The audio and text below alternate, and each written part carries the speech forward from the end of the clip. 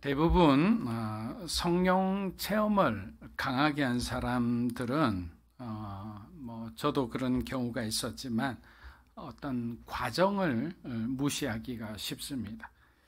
그냥 과거에서 미래의 변화된 모습으로 이렇게 점핑하는 걸 좋아해요. 그런데 신앙생활은 그렇지 않죠. 집사가 되기 위해서는 수료해야 되는 과목이 있고, 권사와 장로가 되기 위해서도 밟아야 하는 오랜 시간의 훈련의 과정이 있습니다. 어떤 훈련 과정에는 기다림으로 시작해서 기다림으로 끝나는 과목도 있습니다. 그렇게 성질 급한 사람은 절대로 장로 되기가 힘든 거죠. 세상에선 똑똑하면 월반도 합니다. 그러나 신앙에는 월반이 없습니다. 새신자 교육을 받고 큐티 과정과 1:1 과정을 마치고 교회에서 준비한 어떤 성경 과목을 열심히 이수한 뒤 누군가 자기를 제자 삼아 주었듯이 자신도 누군가를 제자 삼는 그런 과정들이 필요합니다. 그래야 집사가 될 수 있는 가장 기본적인 자격을 갖추게 되죠. 여러분, 예수님도 십자가에 죽으시기까지 33년이라는 시간을 기다리셨습니다. 30년의 평범한 목수의 인생과 더불어 3년간의 공생애를 마치신 후 드디어 십자가에서 예수님 뭐라고 말씀하셨습니까? 다 이루었다. 다 이루었다라는 말씀을 선포하기 위해서는 이 33년간의 정말 바람만장한 변화무쌍한 그런 삶의 어떤 질고를 겪으셨습니다. 그리고 다시 부활에 필요한 3일의 시간을 음부에서 견디셨습니다. 그래서 그리스도인에겐 결과 자체도 중요하지만 변화되어 가는 그 과정이 어쩌면 더 중요하다고 생각합니다. 왜냐하면 우리는 이러한 과정, 특히 1단계, 2단계 있으면 단계에서 그 다음 단계로 넘어가는 이 과정 속에서 하나님의 만지심을 경험하기 때문이에요. 그 만지심을 통해 우리는 하나님에 대해 점점 더 확실히 알아가는 거예요. 우리 믿음이 점점 더 성장하는 거죠. 그렇게 우리의 삶의 과정, 이 신앙의 과정은 한마디로 하나님의 사랑을 경험하는 시간이다 라고 말할 수 있습니다. 사도 바울 역시 이 과정의 달인이다라고 할 수 있습니다. 그는 처음에 정통 유대 율법주의자로 훈련을 받았고 나름 자부심을 갖고 인정받고 그렇게 살았습니다. 그런데 갑자기 다메섹 도상에서 주님께서 그를 부르셔서 이제는 유대인이 아니라 그리스도인으로 살게 하셨습니다. 그리고 훈련을 받고 난 뒤 바울은 이제 선교사로 그의 삶은 변하게 됩니다. 그래서 아시아를 넘어 유럽까지 이렇게 그의 복음의 지경이 넓혀지게 된 것입니다. 한 단계 한 단계 과정을 넘어갈 때는 시련과 고통과 아픔의 연단이 있지만 바울은 끝까지 하나님의 전지전능하심을 신뢰하였습니다. 아무리 유대인들이 작정을 하고 바울을 죽이려고 수없이 그를 헤아려 했어도 하나님이 막으시니까 바울의 틀것 하나 손대지 못합니다. 그러나 하나님께서 허락하신 고난은 때로는 바울을 죽음 직전까지 몰아가기도 했습니다. 그래서 우리는 헌신자의 삶에 금이 가거나 헌신자의 삶이 고난으로 점철되는 그런 모습을 보면서 신앙인으로서 이해되지 않는 그 수많은 질문들이 있지만 항상 그때마다 우리가 찾을 수 있는 정답은 하나님은 항상 옳으시다라는 것이라 했습니다. 하나님은 항상 옳으시기 때문에 우리가 이해되지 않는 그런 사건과 문제와 나에게 일어나는 그런 모든 상황들이 결국에는 하나님의 선하신 계획 안에 이루어진다. 그것도 가장 좋은 방향으로 이루어진다고 생각하면 우린 불만하지 않을 거예요. 우리 마음에 어떤 마음의 쓴뿌리나 어떤 그런 상처로 얼룩진 삶은 살아가지 않을 겁니다.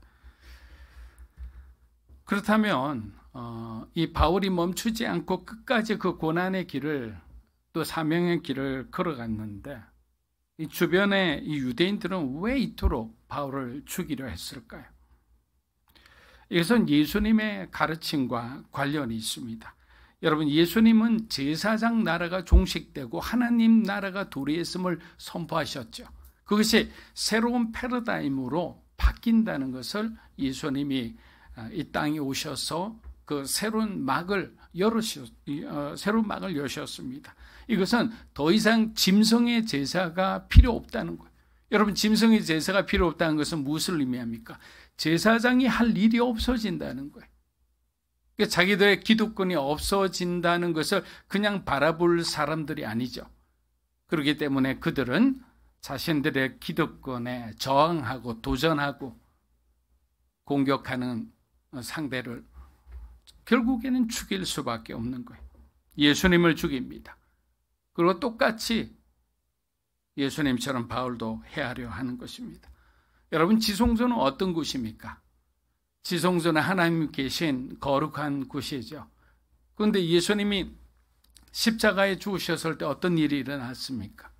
지성소에 있는 휘장이 둘로 갈라졌죠.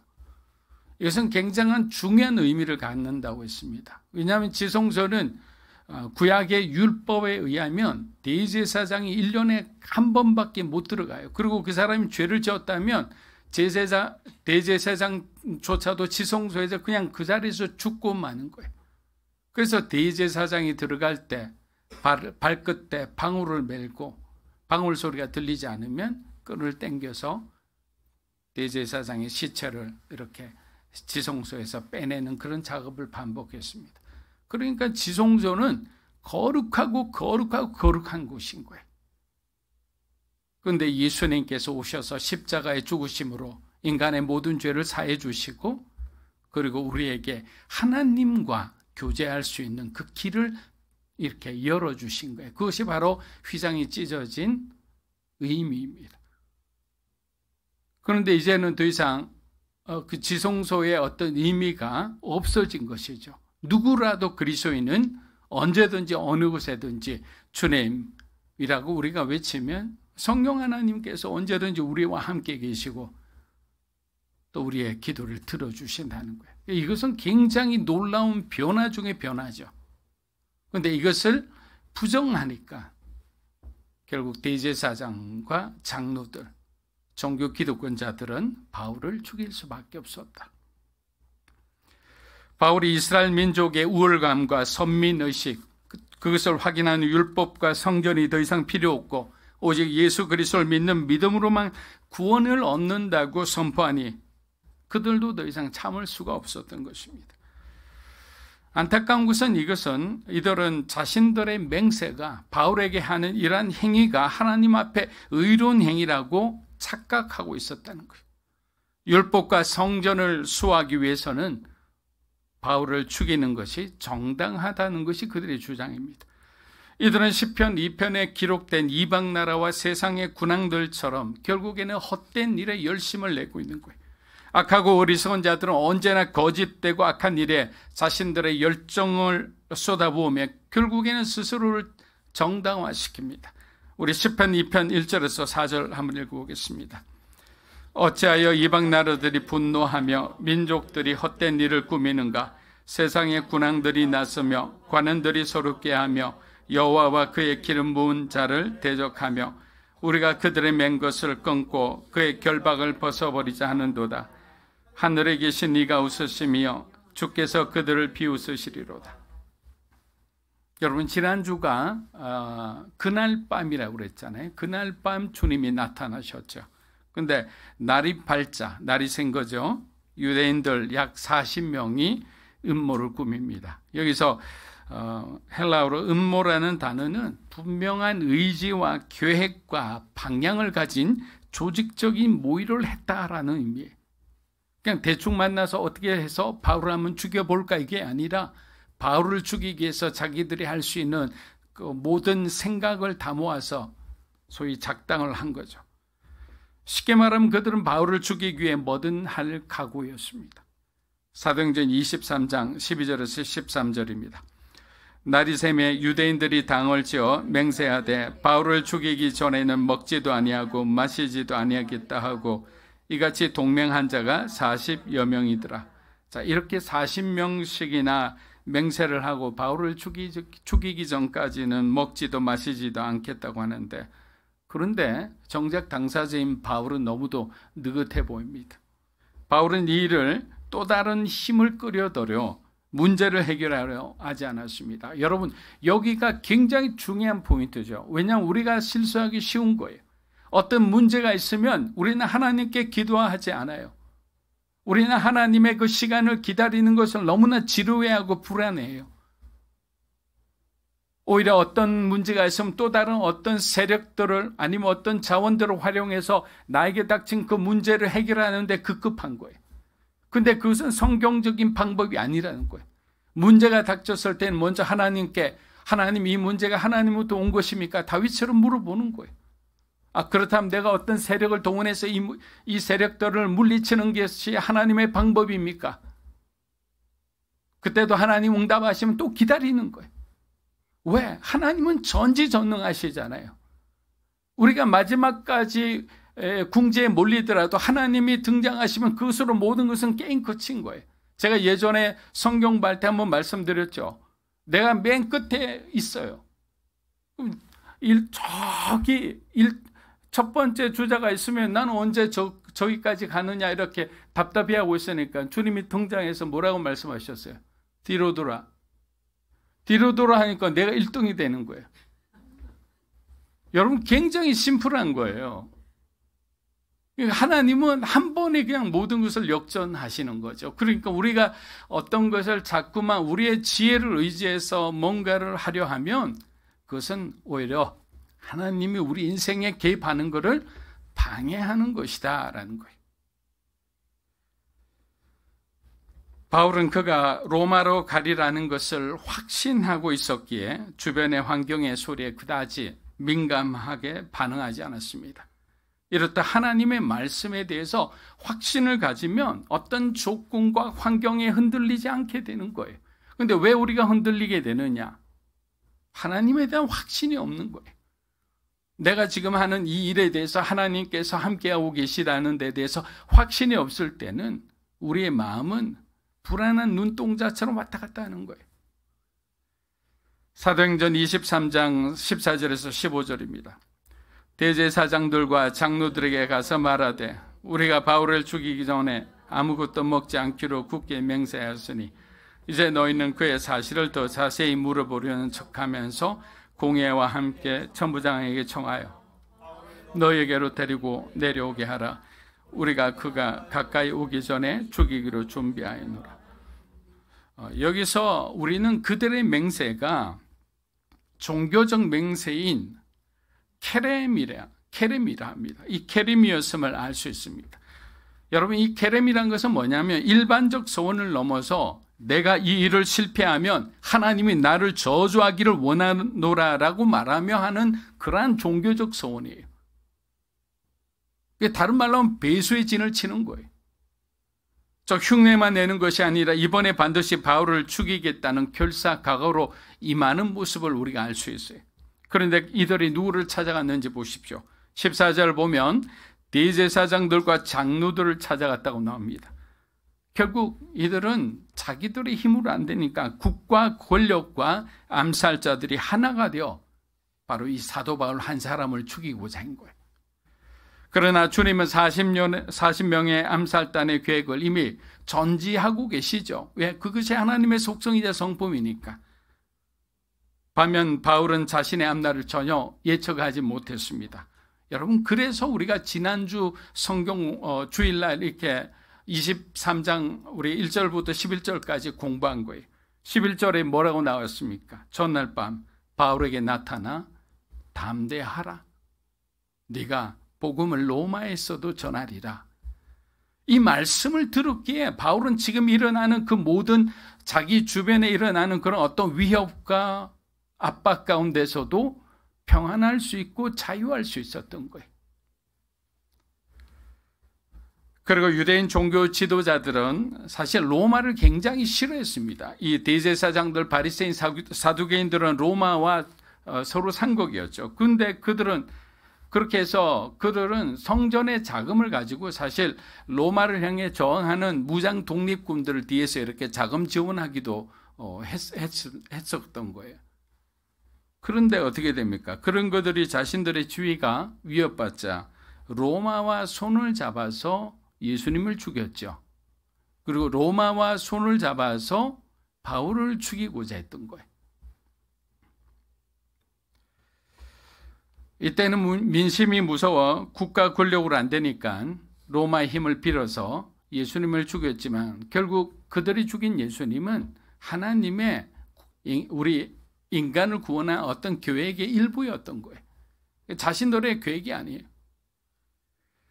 여러분, 우리는 악한 목적으로 하나님 앞에 사용되어서는 안 된다고 생각합니다. 주님의 제자들처럼 우리가 복음을 위해 쓰임받는 그런 여러분이 선한 제자가 되기를 주의 이름으로 축복합니다. 이 세상의 절대적인 존재는 오직 하나님뿐입니다. 여러분 믿습니까? 우리가 같은 신앙을 가지고 있더라도 우리가 믿는 방식은 사실 다를 수밖에 없습니다.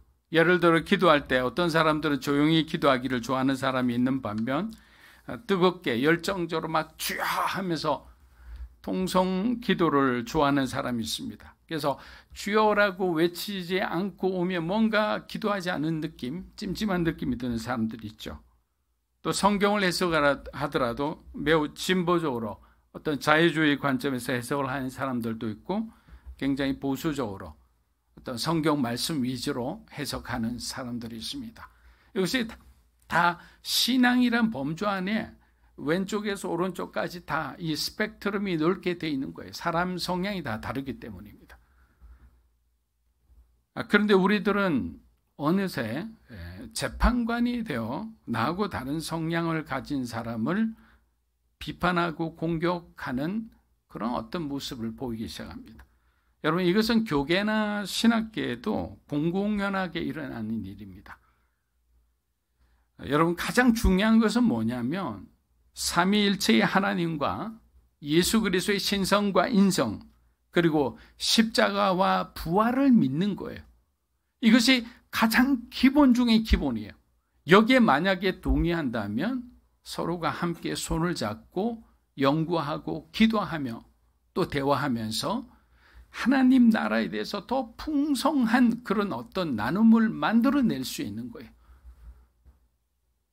그런데 계속 대립하고 또 대립하니까 어떤 교회가 하나가 되어야 할 때 하나가 되지 못하는 그런 아픔을 우리가 반복할 뿐인 거예요. 유대인들은 어떻습니까? 선민 사상에 빠져 자신들 특별한 존재로 인식했고 공동체가 만든 율법과 어떤 가르침에 순종하지 않으면 그들은 이단이라 정죄했던 거예요. 결국 안으로 굽은 그들의 눈은 점점 어두워져 갔고 결국 메시아가 이 땅에 오셨음에도 알아보지 못하는 영적 맹인이 되어버린 거예요. 얼마나 불행합니까? 로마서 10장 14절 한번 읽어보겠습니다.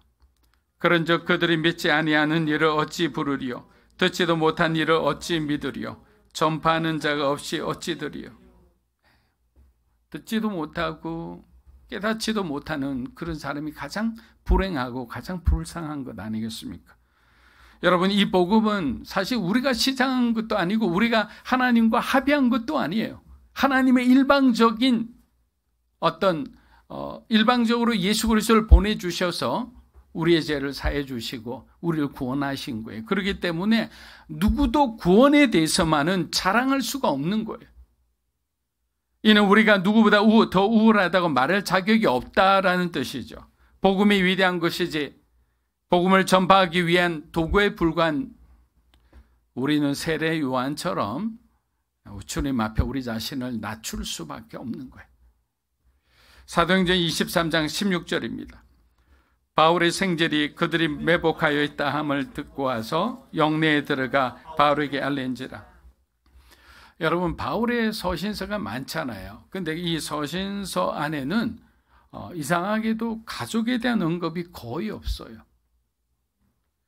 그런데 갑자기 23장 16절에서 바울의 생질, 조카에 대한 이야기가 나옵니다. 이 조카는 바울의 남매 중 한 명의 아들일 거예요. 안타까운 것은 바울이 그리스도인이 되자마자 그렇게 바울을 사랑하고 바울을 지지했던 그 가족들과 연락이 두절됩니다. 네, 가족들이 바울을 이렇게 내어친 거죠. 심지어 바울에 대한 소식을 들었다 해도 연락조차 하지 않았습니다. 여러분, 무슬림이나 이런 데가 보면 이런 잘못된 종교와 어떤 사상과 이념이 얼마나 부모 형제 간을 갈라놓을 정도로 무서운지 우리가 그 이야기를 들으면 섬찟할 정도예요.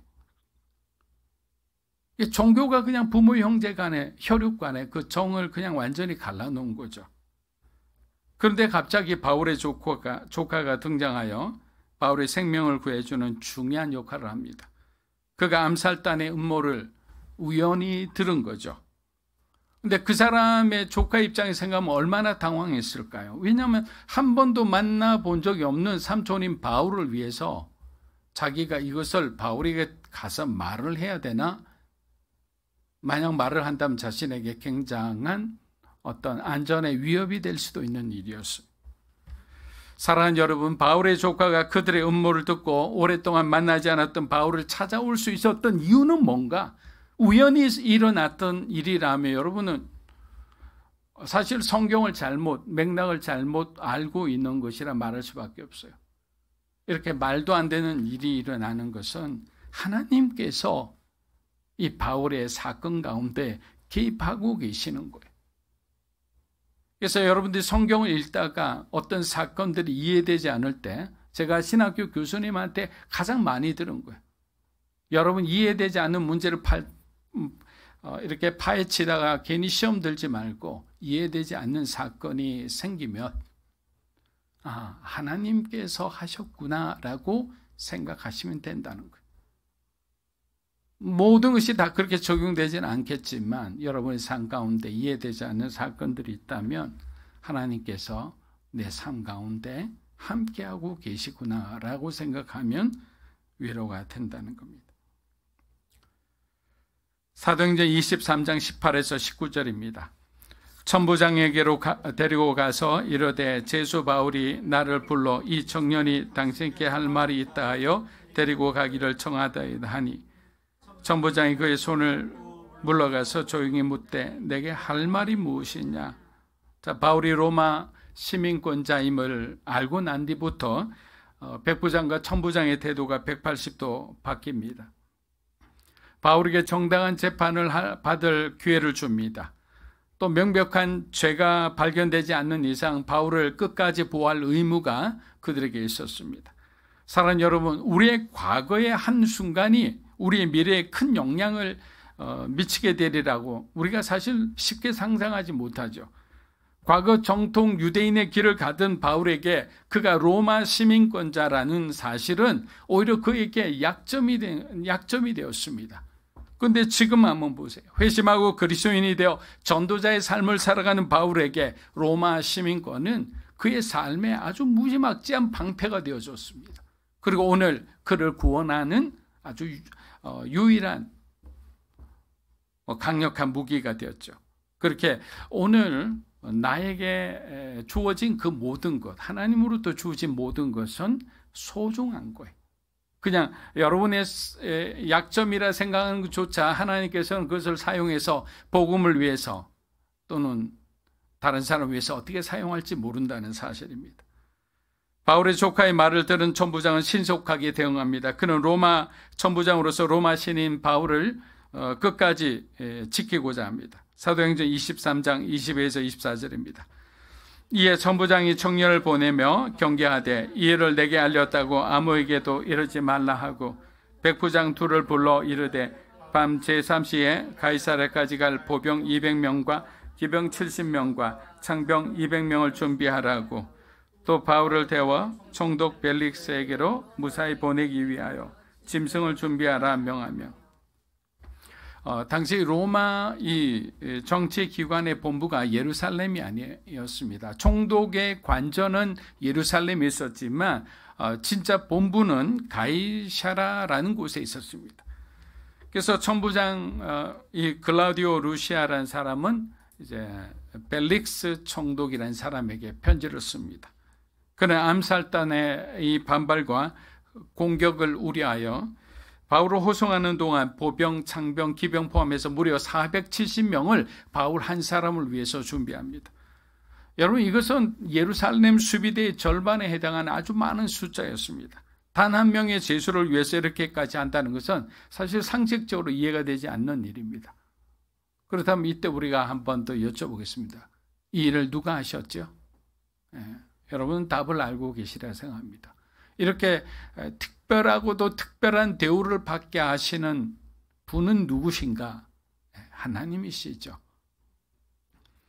여러분, 그렇기 때문에 우리는 하나님께서 우리를 보호해 주신다면 한 명을 위해 470명의 기병과 창병과 보병을 다 동원할 정도로 여러분의 삶을 똑같이 지키고 보호하신다고 믿으셔야 하는 거예요. 왜냐하면 바울이 로마로 가야 되잖아요. 로마에서 기독교의 복음이 전 세계로 퍼지는 데 있어서 가장 중요한 역할을 바울이 소위 이그나이트, 불쏘시개 역할을 해야 되기 때문입니다. 여러분, 하나님께서 결정하고 허락하신 일이라면 설사 어려운 난관을 만난다 해도 결국 승리는 그리스도인에게 주어집니다. 우리가 하나님을 믿는 보람을 느끼는 순간이죠. 여러분, 신앙생활하면서 신앙생활할 만하다 이런 마음을 가진 적이 있으실 거예요. 없으신가요? 그런 마음을 가지는 순간이 있어요. 그렇기 때문에 주님을 위해 믿는 이 보람이 넘치는 삶을 살게 해주십시오. 그런데 어떤 삶이냐? 성령 충만하면 되는 거예요. 여러분이 하나님을 사랑하면 되는 거예요. 하나님의 말씀에 순종하면 되는 거예요. 뒤로 보지 말고 옆길로 보지 말고 정말 모세와 여호수아에게 얘기한 것처럼 좌로나 우로나 치우치지 말고 진리의 길을 끝까지 가면 되는 거예요. 근데 지구력이 없어요. 중간에 옆길로 셉니다. 자꾸만 자기 자신을 바라봐요. 여러분, 우리가 신앙 성장하지 못하게 하는 가장 우리의 어떤 방해물 중에 세 가지가 있어요. 첫째는 뭐냐? 자기의입니다. 여러분 한번 따라해 보세요. 자기의. 강하세요? 자기의가 강하면 벽을 넘지를 못해요. 두 번째, 자기연민. 자기를 너무나 불쌍히 여기는 거예요. 그리고 세 번째, 자기애. 점점 약해집니다. 자기의, 자기연민, 자기애. 이게 이제 어떻게 되느냐? 여러분 중심으로 모든 걸 생각하는 거예요. 세계관이 하나님 세상으로 막 그냥 넓은 세상을 바라보고, 여러분이 좀 별로 탐탁지 않게 여기는 사람도 이렇게 보는 거예요. 근데 내 자기 의와 애와 연민의 입장에서 보면 그냥 너무 미워요. 그냥 한 대 찔러주고 싶을 정도로. 근데 하나님의 시선으로 보면 그 사람도 나처럼 불쌍한 거죠. 긍휼히 여기게 되는 거예요. 그래서 내가 먼저 다가가게 되는 거예요. 제가 예전에 심우하던 기독교 방송국에서 유난히 말을 안 듣던 디자인 팀장 하나가 있었어요. 주변의 다른 사람들에게도 굉장히 까다롭고, 소위 우리말로 하면 좀 갑질 비슷하게 하는 거예요. 왜? 그 사람의 손을 거쳐야 모든 게 다 이루어지니까. 작업의 끝단에 있는 사람은 좀 그런 갑질 같은 걸 하는 사람들이 있어요, 종종. 그래서 저도 굉장히 이제 어떻게 할까 이러다가 이제 저하고도 서먹서먹하게 불편한 관계를 오래 가졌어요. 그렇다고 뭐 대놓고 야단치고 이렇게 하면 또 일을 안 하잖아요. 근데 예배를 이제 기독교 기관이니까 이제 아침마다 예배를 드리거든요. 예배를 마치고 이제 회의가 있어 회의하고 딱 왔는데 제 책상 위에 소위 말하면 뭐 조그만 그 과일 같은 거 여러 가지를 모아가지고 과일 이렇게 모아둔 그 그릇과 커피 그리고 조그만 메모 하나가 있었어요. 거기에 자기 때문에 이렇게 속상하시죠 이런 식으로 하면서 이렇게 자기가 미안하다는 식으로 적었어요. 한 2년 동안의 미움이 한순간에 사라지는 거예요. 여러분 정말 그 작은 그 먼저 그 사람 날 다가와 줬잖아요. 그 좀 창피하긴 하더라고요. 제가 먼저 이렇게 다가가야 되는데. 그러니까 이 벽이라는 것은 사실은 아무것도 아닌 거예요. 먼저 다가가고 먼저 화해하면 그냥 그걸로 다 해결되는데 우리는 어마어마한 벽이 있다고 막 두려워하는 거예요. 그래서 거절감을 느끼기 때문에 다가가지는 못하는 거예요. 근데 그 거절감은 우리가 잘 알다시피 인류 최초의 상처예요. 하나님께 하나님께 아담과 하와가 받은 상처예요. 죄로 인한 상처예요. 그들은 에덴 동산에서 하나님께 거절당해서 쫓겨났잖아요. 우리 마음 가운데는 그 거절의 영, 거절의 어떤 상처가 너무너무 두려워요. 그래서 뭔가 얘기를 하더라도 얘기를 자세히 끝까지 하지 못할 때가 많아요. 여러분 두려워하지 마세요. 다가가고 용기를 내면 사람 사이에서 어떤 그 많은 벽들이 아무것도 아닌가를 느껴요. 말씀을 마무리합니다. 예루살렘에서 가이사르까지는 96km나 되었어요. 도중에 무슨 일이 발생할지 사실 아무도 모릅니다. 이처럼 우리 인생도 이렇게 몇 킬로가 되든 이 거리가 있고 시간의 어떤 굴곡이 있잖아요. 근데 만약에 100세 인생이다. 많이 사는 것 같지만 그 시간은 결국 성경대로 하면 바람처럼 빨리 지나갑니다. 그리고 성경은 그 시간을 채우는 것은 뭐라고 이야기했느냐? 우리 인생에 대해서 수고와 고생과 슬픔뿐이다 라고 했어요. 수고와 고생과 슬픔이다. 이것이 성경이 말하는 또 하나의 인생의 정의입니다. 그렇다면 이제 답이 나오지 않습니까? 우리의 유한한 인생에서 유일한 희망이 뭔가? 이런 수고와 고생과 슬픔뿐인 인생을 변하게 해주시는 분은 누구냐? 예수 그리스도라는 거예요. 예수 그리스도를 우리가 붙잡는 순간 우리 인생의 수고와 고난과 고생 그 모든 것이 변한다는 거죠. 왜? 우리는 영원한 생명을 하나님의 그 선물로 받을 것이기 때문이에요. 우리는 주님과 함께 주의 일을 하며 작은 일에도 기뻐하고 감사할 줄 아는 사람이 되는 거예요. 성령 충만한 사람의 증거가 그의 마음속에 흔들리지 않는 평안이에요. 작은 일에도 누구의 어떤 말을 해도 말 한마디에 인생이 흔들린 사람 있잖아요. 아니 제가 저런 말을 했어. 근데 흔들리지 않아요. 여러분 한번 상상해 보십시오. 골목마다 숲길마다 매복을 하고 기다리는데 이 성문이 열리면서 그 사이로 로마 기병대가 바울을 호송하면서 유유히 빠져나간다고 생각해 보십시오. 하나님께 저주받을 각오로 바울을 죽이고자 나왔는데 바울을 눈앞에서 너무도 험하게 놓쳐버리는 거예요. 이것이 세상 사람들이 하는 그 일의 결과예요. 그런데 오늘 바울이 경험한 하나님은 어떤 분이십니까? 40명의 암살자로부터 바울을 구원해 주신 하나님이십니다. 천부장에게 은혜를 입게 하여 470명의 로마 군대의 호위를 받으면서 로마를 향해 한 걸음 한 걸음 나아가게 하신 분이에요.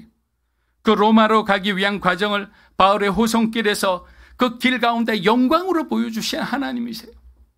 이분이 우리의 하나님이라면, 이분이 여러분의 하나님이라면 우리가 가는 길에도 주님의 영광을 보여주시지 않겠습니까?